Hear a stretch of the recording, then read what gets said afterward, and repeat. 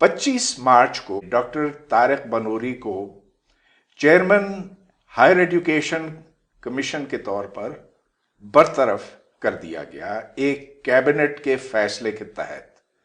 आज डॉक्टर बनूरी मेरे साथ यहाँ पर मौजूद हैं, तो आज हम उनके साथ इस मसले पर गुफ्तगू करेंगे।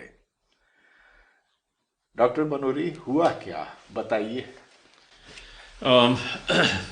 First of all thank you, बहुत शुक्रिया आपने मुझे बुलाया। 25 मार्च को इन्होंने गवर्नमेंट ने एक ऑर्डिनेंस जारी किया। असल में यह है कि मेरा जो अपॉइंटमेंट है, जैसे तमाम रेगुलेटर्स की होती है, वो प्रोटेक्टेड अपॉइंटमेंट होती है। प्रोटेक्टेड से मकसद ये है कि उनको फायर नहीं किया जा सकता, ताकि वो बिला खौफ व ख़तर फैसले करें और करी फेवर ना करें और इन्फ्लुएंस में ना आए।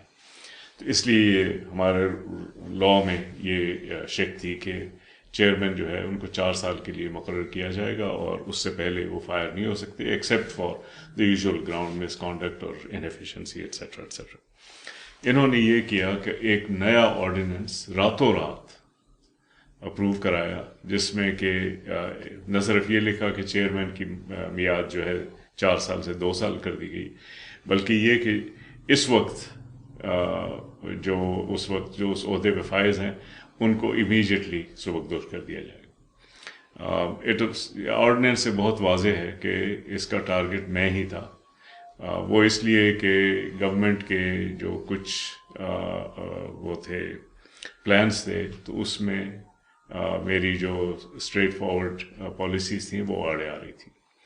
वो मैं तफसील से आपको बता सकता हूँ कि क्या उनके प्लान। हाँ, लेकिन इससे पहले ये बताइए कि कोई चार्जशीट आपको दी गई, आपको क्या ये बताया गया कि हम इस सबब आपको इस ओहदे से बरतरफ कर रहे हैं? आज तक कोई ऐसी चार्जशीट नहीं।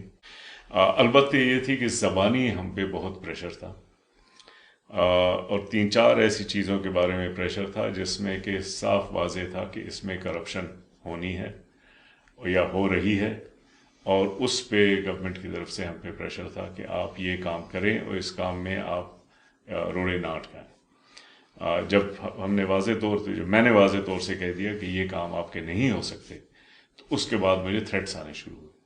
पहले थ्रेट्स ये थे कि आपके ख़िलाफ़ हम मुख्तलिफ़ टाइप से कार्रवाई शुरू करेंगे, कहीं पे पीएम इंस्पेक्शन टीम, कहीं पे नैब, कहीं पे कोई पार्लियामेंट्री कमेटीज़। जो पार्लियामेंट्री कमेटी पीटीआई के लोग जो चेयर कर रहे हैं, सब ने कोई ना कोई कार्रवाई हमारे पास ऐसी ही फिरोई कार्रवाई शुरू की। और वैसे हरासमेंट, पैसे काटे गए एचईसी के, सो एक किस्म की हरासमेंट का सिलसिला शुरू हो गया था। देयर आर 2 और 3 एक्सपेक्टेशन जिसको कि मैं करप्शन की उसमें गर्दानता हूँ। एक ये था कि बहुत ज़्यादा प्रेशर था पीएम ऑफिस की तरफ से कि आप पब्लिक प्राइवेट पार्टनरशिप यूनिवर्सिटी में शुरू कराएं। वो हमने यूनिवर्सिटी से बात शुरू की, तो पता ये चला कि यूनिवर्सिटीज़ के पास चूँकि ज़मीनें ज़्यादा हैं, तो सरकारी यूनिवर्सिटी कि चूँकि उनके पास ज़मीनें ज़्यादा हैं, तो ये एक ज़मीनों पे कब्ज़ा करने का प्लान था कि जी प्राइवेट सेक्टर को इसमें इन्वॉल्व करें, ताकि वो आके उनको वो ज़मीनें उन प्राइवेट सेक्टर के हवाले की जाएं, ताकि वो कुछ बनाएं, खुद भी पैसे बनाएं और कुछ यूनिवर्सिटीज़ को दें एट्सेट्रा। नाउ पार्टनरशिप के हम मुखालिफ नहीं हैं, लेकिन जो इस वक्त सूरत हाल थी उसमें इस चीज़ से बहुत खदशात थे कि इससे करप्शन होगी और ये ज़मीनें गायब हो जाएंगी यूनिवर्सिटी के हाथ से। तो और अगर दी तो क्या पता कि ये तालीमी मकासद के लिए इस्तेमाल हो या किसी और के लिए। तो हमने फिर लिख के दिया कि इसमें बहुत ये सीरियस किस्म के मॉनिटरिंग सिस्टम्स की ज़रूरत है, वो हम इस तरीके से बना रहे हैं और ये हमारा प्लान है। वो दिन और आज के दिन दोबारा उन्होंने कुछ नहीं कहा हमसे। जैसे ही हमने कहा कि इसका मॉनिटरिंग करेंगे, खामोशी छा गई। उससे पहले रोज़ाना हमें कि जी ये पब्लिक प्राइवेट पार्टनरशिप होनी चाहिए, ये होना चाहिए, वो होना चाहिए। तो उसमें हमें ये लग रहा था कि ये यूनिवर्सिटी की ज़मीनों पे कुछ लोगों की नज़र है जो कि चाहते हैं कि इसमें। तो ये کس ذریعے سے آپ تک بات پہنچائی جاتی تھی؟ کیا یہ سرکاری یہ لکھ طور کے پر آتے یا لوگ آتے تھے ملنے کے لیے اور کہتے تھے کہ کتنا اچھا کیوں نہ ہو کہ اگر ایسا ہو؟ نہیں، سرکاری طور پہ ہمیں کہا گیا کہ آپ پبلک پرائیویٹ پارٹنرشپ کریں، اور جب یہ اور کئی یونیورسٹیز کے پاس ایسٹس ہیں ان کو استعمال کیا جائے پبلک پرائیویٹ پارٹنرشپ کے ذریعے۔ ہمیں اس سے بہت خدشہ تھا کہ اس میں کرپشن بہت زیادہ ہوگی، تو اس لیے ہم نے وہ ان گڈ فیتھ ہم نے کہا کہ جی یہ کرنا تو اچھی بات ہے، لیکن اس میں اس ٹائپ کے ریسٹرکشنز بنانے کی ضرورت ہے، تو ہم اس کو اس طرح سے کریں گے۔ اس کے بعد یہ اس چیز کے زیادہ چلیے یہ ایک بات ہوئی، اور سب سے بڑا جو پرابلم تھا وہ یہ تھا کہ پرائم منسٹر نے کسی کے کہنے پہ ایک ٹاسک فورس بنائی آن سو کالڈ نالج اکانومی۔ اس میں عطاء الرحمان صاحب اس کے روح رواں تھے۔ ویسے ان کو یہ علم نہیں ہے کہ نالج اکانومی ہے کیا۔ یہ نالج اکانومی ایک کانسیپٹ تھا، سن 2000 میں یہ بہت پاپولر تھا۔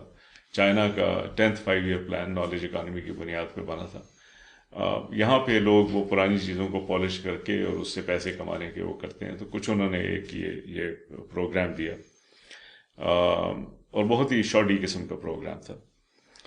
پرائم منسٹر سے انہوں نے کہا کہ ہمیں 30 ارب روپے چاہیے، تو انہوں نے پرومس کیا کہ جی ہم کیا آپ کو 30 ارب روپے دیے جائیں گے۔ اس کے بعد انہوں نے اپنے یاروں دوستوں سے کہا کہ بھئی کچھ پروجیکٹ بناؤ۔ انہوں نے جو ٹوٹے پھوٹے پروجیکٹ بنائے اتنے برے تھے کہ وہ اپروو نہیں ہو پائے، اور سن 2019-20 میں ان کے پروجیکٹس اپروو نہیں تھے۔ اس وقت پلاننگ کمیشن کا فیصلہ تھا کہ جو اپروو نہیں ہوگا پروجیکٹ اس کو ہم PSDP میں شامل نہیں کریں گے، لیکن آن دا لاسٹ ڈے ان کے تمام پروجیکٹس کو شامل کر لیا گیا اور اس کی بھی وافر ایلوکیشن کی گئی، لیکن اپرووڈ نہیں تھے۔ جب وہ اپروو بائی وچ کمیٹی؟ وہ ہوتی ہے آف دی HEC؟ نہیں، تو HEC باہر سے پلاننگ کمیشن تو پلاننگ کمیشن نے کی ہے، سینٹرل ڈیولپمنٹ ورکنگ پارٹی ہوتی ہے جو تمام بڑے پروجیکٹس کو اپروو کرتی ہے، تو وہ اس کمیٹی سے اپروو نہیں ہو پا رہے تھے کیونکہ وہ پروجیکٹس بہت ہی یعنی ناقص تھے، کاسٹ بیڈ کی ہوئی تھی، اس میں جسٹیفیکیشن نہیں تھی، کوئی فیزیبلٹی وغیرہ نہیں تھی، ایسے ہی بس وہ ہوائی قسم کی باتیں تھیں، کچھ الف کا بے سے کوئی تعلق نہیں تھا۔ تو یہ ایسے پروجیکٹ جو ہیں وہ صرف دھونس کے ذریعے اپروو ہوتے ہیں۔ پھر انہوں نے جب پروجیکٹ نہیں اپروو کیے تو اس میں ہمارے بھی کامنٹس تھے کہ جی ان کو یہ چیزیں آپ ٹھیک کریں تو یہ پروجیکٹس اپروو ہوں گے، تو ہم پہ پھر بہت پریشر پڑنا شروع ہو کہ آپ اس کو کرٹیسائز نہ کریں۔ ہمیں فونز آتے تھے، میرے اسٹاف کو فونز آتے تھے کہ جی آپ اس کو اپوز نہ کریں، چونکہ ہمیں ایک ذمہ داری ہے۔ تو ہم نے کہا کہ اگر آپ ہمیں نہیں دکھائیں گے تو ہم کچھ نہیں کہیں گے، لیکن اگر ہمارے پاس آئے گی کوئی چیز تو اس کے اوپر ہم کامنٹس کریں گے۔ پھر دھمکیاں آنی میری شروع ہو گئی کہ اگر آپ اس کو اپوز کریں گے تو آپ کے خلاف کارروائی کی جائے گی۔ یہ تو 1 سال سے تقریباً یہ سلسلہ چل رہا تھا۔ بہرکیف پھر انہوں نے یہ فیصلہ کیا کہ جی HEC کو یہ پروجیکٹ نہیں دکھائی جائیں گے، اس کے باوجود وہ نہیں اپروو ہو رہے تھے کیونکہ پروجیکٹس ہیں ہی شاڈی، تو اب کیا کہہ سکتے ہیں۔ تو اب اور لیکن یہ ہے کہ وہ چونکہ ہماری کرٹیسزم تھی تو اس کے ساتھ وہ ایک ٹیمپریچر بہت بڑھتا گیا کہ جی آپ یہ ہمارے کام میں مداخلت کر رہے ہیں۔ تو مداخلت تو میں کر رہا تھا اسی وجہ سے کہ کرپشن کو ہم نہیں سپورٹ کر سکتے، خاص طور پہ تعلیمی اس میں کانٹیکس میں، تو اس میں تو ہم کرٹیسائز کر رہے تھے، لیکن یہ ہے کہ پھر اس پہ ذرا بہت زیادہ پریشر پڑنا شروع ہوا۔ میں نے پٹ مائی فٹ ڈاؤن، تو پھر اوپنلی ہم سے کہا جا رہا تھا کہ جی آپ کو پہلے تو یہ کہا تھا کہ آپ کے خلاف ویسے کارروائی کریں گے، پھر اس کے بعد یہ کہ آپ کو فائر کر دیا جائے گا۔ پھر مجھے میسیجز بھیجنے شروع کر دیے انہوں نے کہ آپ ریزائن کر دیں۔ اور یہ کب کی بات ہے، کتنی پرانی بات ہے؟ یہ دیکھیں، یہ پریشر تو 1 سال بھر سے چل رہا ہے، لیکن تقریباً اکتوبر نومبر سے اور یہ سارے ان پروجیکٹس کے گرد ایک بہت بڑی ایشو ان پروجیکٹس پہ ہے۔ دوسرا میں نے جیسے کہا کہ وہ پبلک پرائیویٹ پارٹنرشپ پہ بھی ذرا کافی وہ ان کے مسائل. اور تیسری بات کیا تھی؟ تیسری بات یہ ہے کہ ایچ ای سی اس وقت یونیورسٹیز کو بھی پیسے دیتا ہے اور ریسرچ سینٹرز کو بھی پیسے دیتا ہے. کچھ یونیورسٹیز میں ریسرچ سینٹرز بنے ہوئے. ان دونوں کو پیسے جو ماضی میں دیے جا رہے تھے ان کا کوئی سسٹم اور کوئی اکاؤنٹیبلٹی نہیں تھی. یعنی یہ نہیں سمجھ آ رہی کہ آپ کو 800 ملین دے رہے ہیں, اس کو 1.5 ارب دے رہے ہیں, اس کو 300 ملین دے رہے ہیں, کیوں دے؟ کوئی سسٹم نہیں. تو جب میں نے چارج لیا تو میں نے پوچھا کہ بھائی یہ کیوں دیے جا رہے ہیں پیسے؟ تو بتایا گیا کہ جی ایک فارمولا ہے. میں نے کہا اچھا, تو یہ فارمولا مجھے دکھاؤ اور فارمولا اپلائی کرو. جب فارمولا اپلائی کیا تو ایلوکیشن یہاں پہ اور فارمولا یہاں پہ, کوئی تعلق اس میں نہیں. اچھا, اس میں پھر یہ ہوا کہ اگر ہم اس کو بالکل ہی اوور نائٹ ٹھیک کریں گے تو کچھ یونیورسٹیز ہیں ان کی فنڈنگ آدھی ہو جائے گی, کچھ کی ڈبل ہو جائے گی. اور اتفاق ایسا تھا کہ جن کی آدھی ہونی تھی وہی فائنینشیل کرائسس میں تھی. یعنی جن کو ہم زیادہ پیسے دے رہے ہیں وہ ساری کی ساری وہاں پہ کرپشن بھی زیادہ تھی. تو آپ یہ دیکھ لیں کہ دس از اے ٹریل آف فیوریٹزم, کہ کچھ یونیورسٹیز کو زیادہ پیسے دیے جا رہے ہیں باقیوں کے بنسبت, اور جن کو زیادہ پیسے دیے جا رہے ہیں وہی فائنینشیل کرائسس میں. تو ایک تو یہ تھا, لیکن اس میں کوئی ایسا ڈائریکٹلی ہمارے اوپر اٹیک نہیں آیا. اٹیک اس بات پہ آیا کہ کچھ ریسرچ سینٹرز ہیں, 3 ارب روپے سال کے ہم دیتے ہیں ریسرچ سینٹرز کو. کوئی پوچھ گچھ نہیں ہے کہ آپ ریسرچ سینٹرز میں ریسرچ بھی کر رہے ہیں کہ نہیں کر رہے ہیں, کیا کر رہے ہیں اس کے پیسے. بس ایک لائن آئٹم ہے کہ آپ کو اتنے پیسے مل گئے. تو اس میں سب سے زیادہ جو پیسے اس وقت مل رہے ہیں وہ 3 سینٹرز ہیں جو عطا الرحمان صاحب چلاتے ہیں. 1 ارب روپے سال کے تقریباً ہم ان کو دیتے ہیں, باقی تمام کو ملا کے 2 ارب روپے دیتے ہیں. اور یونیورسٹیز کو مطلب 1 ارب روپے سے آپ یہ سمجھ لیں قائد اعظم یونیورسٹی کو ہم کم پیسے دیتے ہیں اور عطا الرحمان کو زیادہ دیتے ہیں, کیونکہ اس وقت سے جب سے یہ چیئرمین تھے انہوں نے اپنے سینٹرز کو بے تحاشا پیسے دی. ہم نے یہ کہا سینٹرز کو کہ جی آپ کو ایسے پیسے نہیں ملنے چاہیے, آپ کو ہم پرفارمنس کی بیس پہ پیسے دیں گے. آپ پرچہ لکھیں گے تو اس کے حساب سے آپ کو پیسے ملیں گے, اگر نہیں لکھیں گے تو نہیں. اس کے اوپر پرائم منسٹر آفس سے ہمیں وہ آیا کہ آپ خبردار ان سے اکاؤنٹیبلٹی نہ لیں, خاص طور پہ عطا الرحمان سے آپ اکاؤنٹیبلٹی نہ لیں. یہ بہت بڑی بات ہے جو آپ کر رہے ہیں, مگر مجھے کوئی اتنا زیادہ تعجب نہیں ہوتا. تو میں تھوڑا سا آپ کو بتاتا چلوں کہ میرا بھی کیا تجربہ رہا ہے. 2001 میں جب 9/11 ہوا تو اس کے بعد جنرل مشرف امریکہ کے ساتھ ہو گئے, تو اس کے بعد امریکہ نے خزانے کے منہ کھول دیے. تو اس کے بعد یہاں ڈالر کی بوریاں آنے لگیں وار آن ٹیرر میں شمولیت کی وجہ سے. اچھا, امریکہ نے یہ سوچا تھا کہ اگر ہم زیادہ پیسہ ڈالیں گے تو یہاں دہشت گردی ختم ہو جائے گی. بہت اچھی بات ہے تعلیم ڈالنا, اور میں بہت پر امید تھا کہ چلو پیسہ کسی بہانے تو آیا ہمارے اعلیٰ تعلیمی نظام کے اندر. اور اس وقت میں ڈاکٹر عطا الرحمان کو واقعی بہت ایک اچھا اور قابل شخص سمجھتا تھا. 2 سال تک جو کام وہ مجھے دیتے تھے کمیٹی کے, اس میں میں شریک تھا. لیکن رفتہ رفتہ میں اور میرے کئی ساتھی, وہ ساتھی جو میرے ہم خیال بھی نہیں ہیں, جن کے ساتھ اٹھنا بیٹھنا بھی نہیں ہوتا, لیکن جو میں یہ کہوں گا کہ آنیسٹ ایماندار لوگ ہیں, جن میں ڈاکٹر اصغر قادر بھی تھے, جس میں پروفیسر ریاض الدین بھی تھے. اور ریاض الدین بہت ہی شاندار آدمی تھے مرحوم, جن کو نشان پاکستان بھی ملا ہے.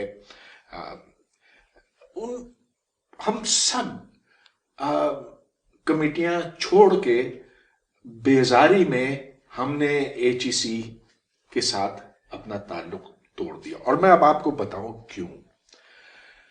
جو پیسہ آیا اس کو اس قدر غلط طور پہ استعمال کیا. آپ نے تو ایچ ای جے کی بات کی نا, میں اس پر لوٹتا ہوں. لیکن ایک تو یہ کہ پی ایچ ڈی پروگرام میں اندھا دھند بھرتیاں ہونے لگیں.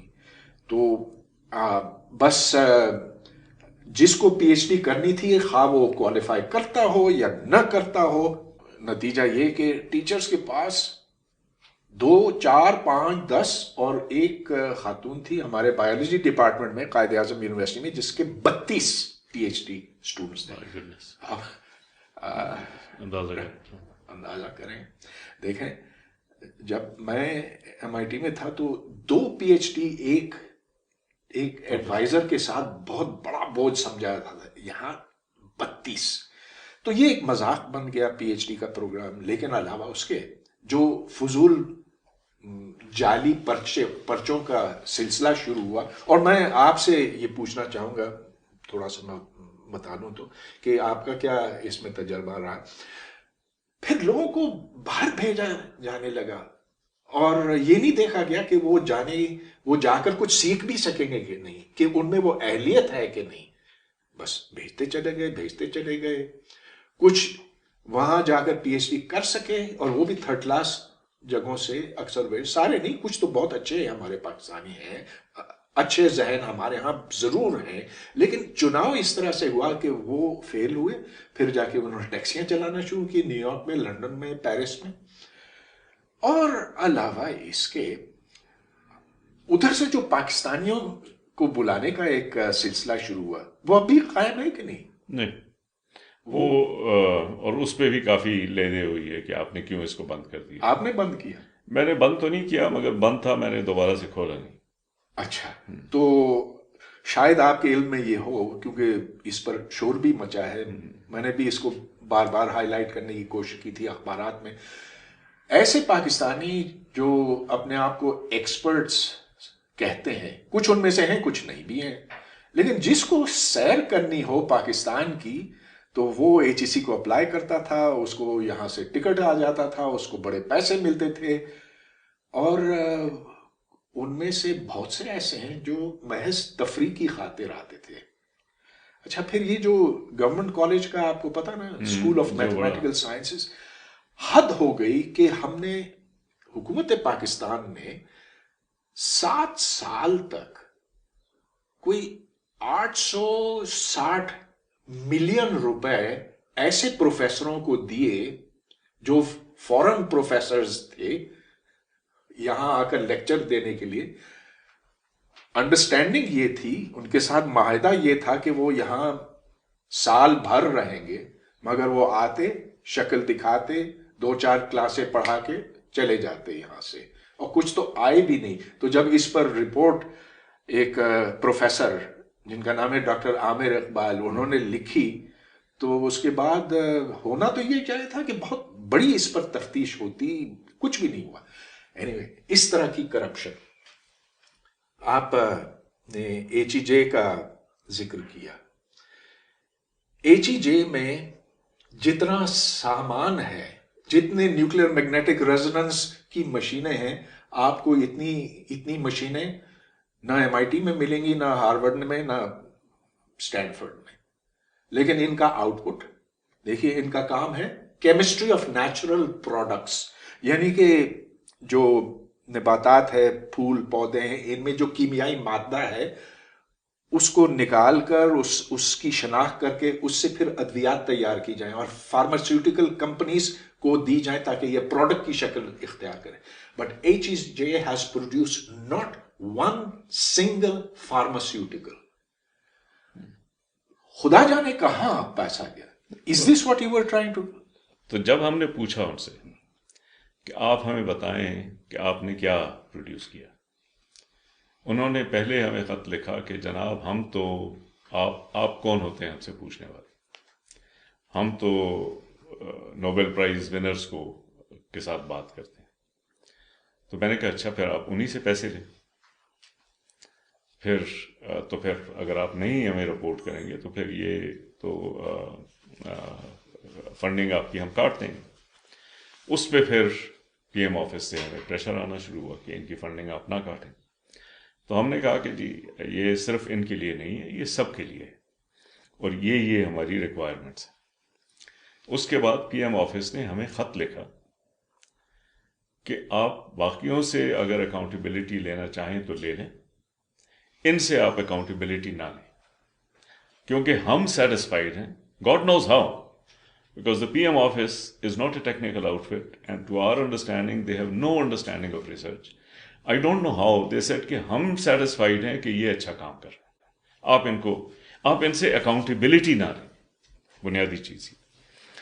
और फिर उसके अलावा उन्होंने कुछ और भी ख़त में लिखे जिससे साफ वाज़े हो गया कि इनको रिसर्च के बारे में कोई इल्म नहीं, क्योंकि पीएम ऑफिस ने हमें ख़त लिखा कि पीएम ऑफिस की डायरेक्शन पे मिनिस्ट्री ऑफ एजुकेशन ने उनको हवाला देते हुए हमें ख़त लिखा कि जी ये सारी दुनिया में ये सिस्टम कहीं नहीं है।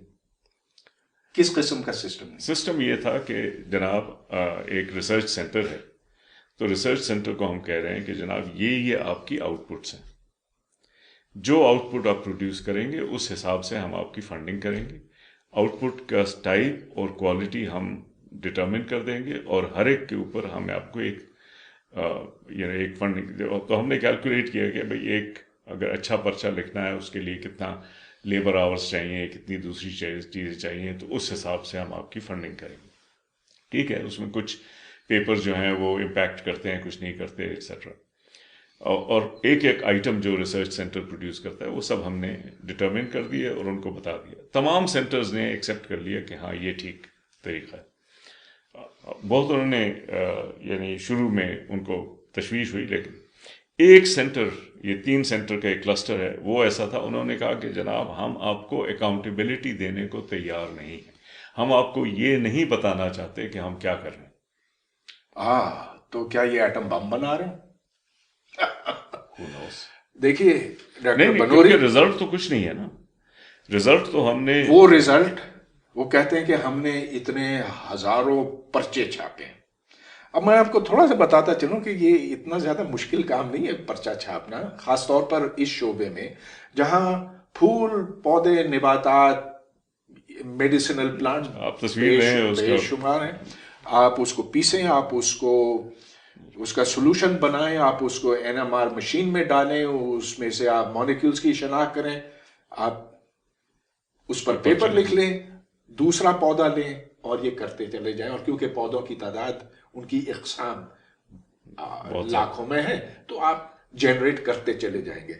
लेकिन मैंने फार्मास्यूटिकल कंपनी के जो मालिकान हैं और जो उधर के फाल लोग हैं, उनसे मैंने बात की। मैंने कहा कि देखिए पिछले 35 साल से HEJ चल रहा है और अनगिनत रुपया उसके ऊपर खर्च हुआ है, आपका कुछ ना कुछ तो फायदा हुआ होगा।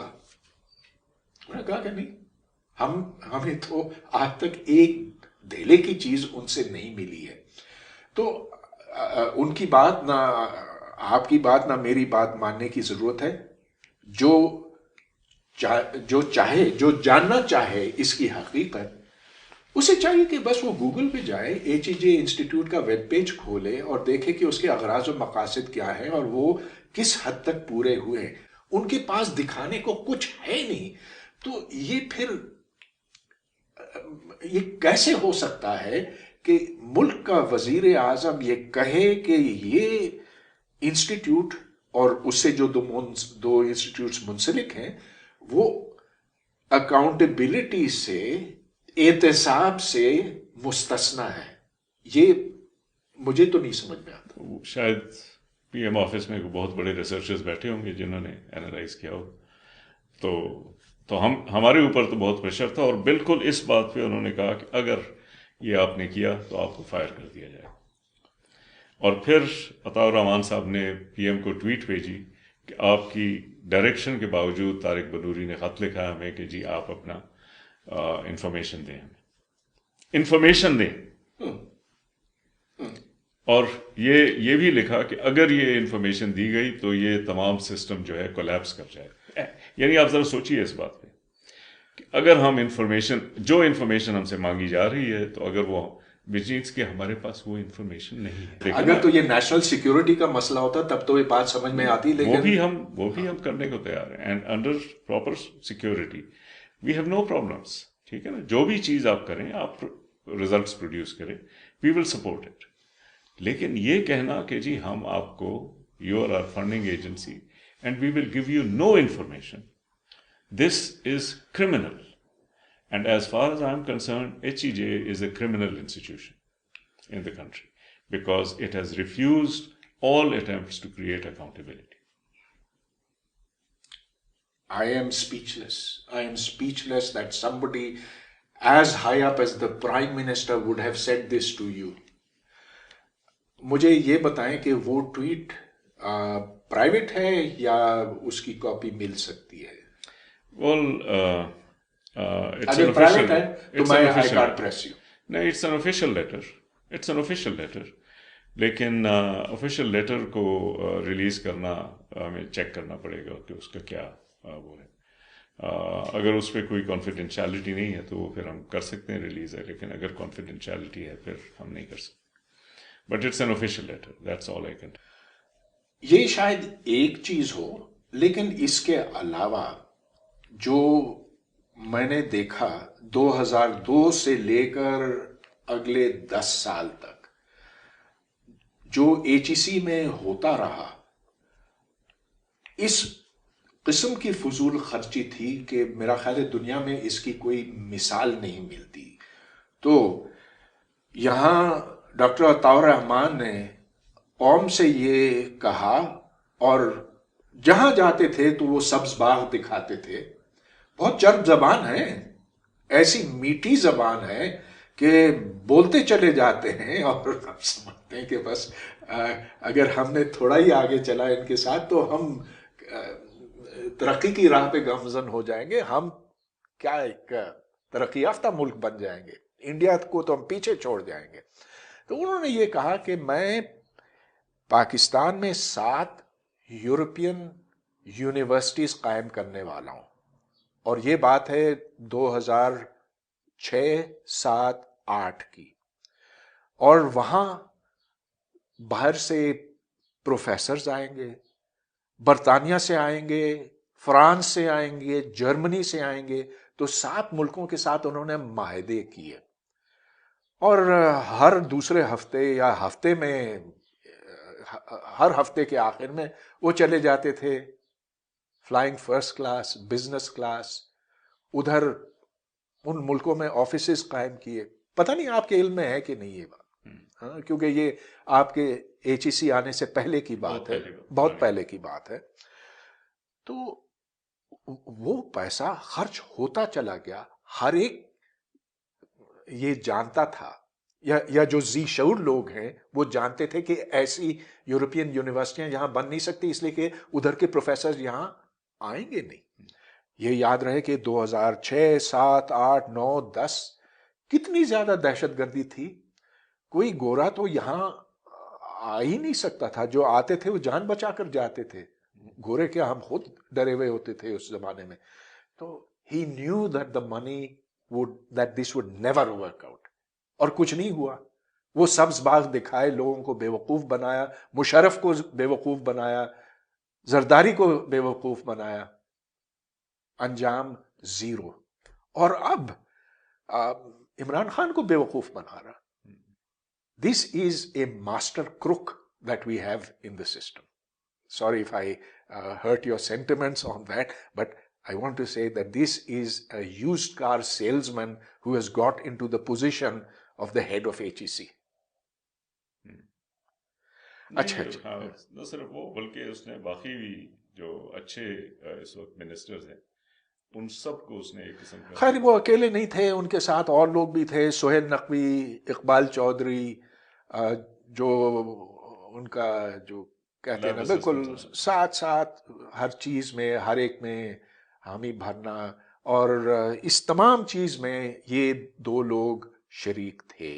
ये चीजें के लिए पैसे बटोरना और फिर अपने आप को प्रमोट करना, दुनिया की सैरें करना, लोगों को नवाजना, ये सब कुछ होता रहा. बहरहाल आपने लड़ाई लड़ ली और अब देखते हैं कि इसका अंजाम क्या है. Do you have any last words? बस यही है कि देखें, इस वक्त अगर हम मुल्क के फ्यूचर को देखें तो सबसे बड़ी इंपॉर्टेंट चीज़ जो है वो तालीम. ये जो तालीम की डिस्ट्रक्शन, और इस गवर्नमेंट ने ख़ास तौर पे तालीम की डिस्ट्रक्शन का बेड़ा उठाया है. पैसे काटे, ये करप्शन शुरू की तालीम में, یہ پالیٹکس شروع کی تعلیم میں، یہ سب کی سب چیزیں جو ہیں اس سسٹم کو ڈسٹروائے کر رہی ہیں۔ ریگولیٹری سسٹم کو جو ہم نے ابھی بڑی مشکل سے اس کی فاؤنڈیشن بنائی تھی، اس کو ڈسٹروائے کیا تھا۔ یہ جو ہے دس از ناٹ اے ڈسٹرکشن، یہ صرف تعلیم کی ڈسٹرکشن نہیں ہے، یہ اس ملک کی ڈسٹرکشن۔ اس کا خمیازہ ہم اگلے 20 سال میں بھریں گے۔ آپ دیکھ لیں گے کہ آپ کے ساتھ والے ممالک یہ یورپ کی لیول پہ پہنچ جائیں گے ان دا نیکسٹ 30 ایئرس، اور ہم اسی جگہ پہ ہوں گے۔ نہ ہماری سوورنٹی رہے گی اور نہ ہمارے جو یہ بیسک ہیومن نیڈز ہیں وہ ہم ان کو اچیو، بس نالج سٹیز بناتے چلے جائیں گے، لیکن جو پہلے کام انہیں کرنا تھا وہ تو کیا نہیں۔ اب اتنی بڑی بڑی باتیں یہ کرتے ہیں، لیکن کہ ہم یہ دوا بنائیں گے، وہ دوا بنائیں گے، یہاں ہم نے انٹرنیشنل کیمسٹری سینٹر کھول دیا، ہم نے یہاں اتنے ہزاروں پرچے چھاپے، لیکن جب کووڈ کی بات آئی ایبسلیوٹلی نتھنگ کمز آؤٹ۔ بہرحال مگر دیکھیں نا اس میں ایک فنڈامنٹل ڈفرینس ہے، وہ ڈفرینس ہے between substance and superficial characteristic. آپ کے پاس پی ایچ ڈی ہے، I have no concern whether you have that piece of paper or not. میرا انٹرسٹ یہ ہے کہ آپ کو آتا کیا ہے، what do you know, what can you do, how can you contribute.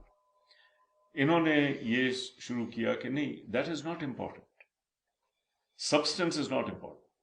ڈگریاں دیتے جاؤ، اب ڈگری ہر کسی کے پاس ہے، آتا کسی کو کچھ نہیں۔ ریوڑیوں کی طرح پی ایچ ڈی بانٹے ہیں، ایم فل بانٹے ہیں، ایم ایس سی۔ پیپر کرو، اس میں کانٹینٹ کچھ نہیں، نمبر آف پیپرز ہیں لیکن کانٹینٹ کچھ نہیں، کوالٹی کچھ نہیں۔ پروفیسرز بناؤ، پروفیسرز ہیں، پڑھانا ان کو نہیں آتا۔ ریسرچرز بناؤ، ریسرچ ان کو نہیں آتی، ٹائٹل لگ گیا۔ تو یہ ہمیں سپرفیشل چیزوں سے سبسٹنس کی طرف جانا ہوگا، اور یہ طریقہ نہیں ہے جیسے انہوں نے کیا تھا پچھلے 20 سال میں۔ 20 سال ہم نے ضائع کیے ہیں۔ اب خدا نخواستہ مجھے لگ رہا ہے کہ اس گورنمنٹ کی وجہ سے اگلے 20 سال بھی ضائع ہو جائیں۔ چلیے، اوکے، ٹھیک، بہت شکریہ آپ کا، تھینک یو ویری مچ۔